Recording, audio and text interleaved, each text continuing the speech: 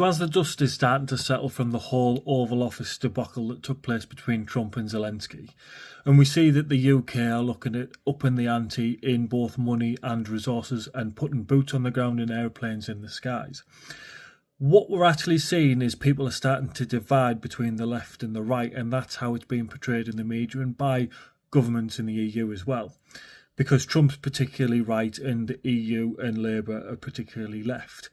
But if we actually think of the two decisions and the two sides of the argument, the EU and Labour in the UK are looking to continue the war. Now, Trump is looking for peace, and people are backing whichever side that they agree with. But if you look at the underlying decision, you are encouraging a war or you are encouraging peace. Now, whether you agree with the person who has put that agenda on the table, surely the end result is what you want in the side that you pick and the opinion that you hold. And I wonder how many people out there who side with Labour and what is going on actually want to see the war continue and more people not be very well in their lives and the country decay more than it already has.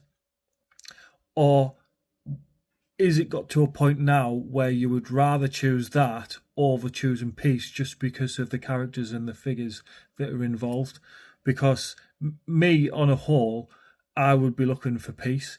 And the problem is with peace is people are going to think that Putin's won. And he hasn't yet. And he hasn't in whatever the deal might be. But if your people are being lost, then you're losing every day. And both sides are losing every day.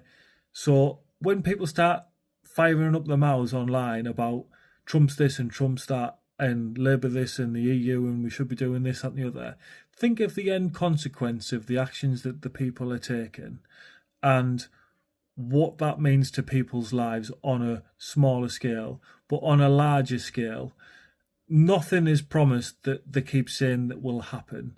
If we don't do this, this will happen. If we don't do that, this will be next. Nobody knows the future. All we know is what's happening right now, and that's all that we can act upon. And I disagree with people advocating for war over peace, and they blindly defend it. I think is an absolutely crazy idea in today's world.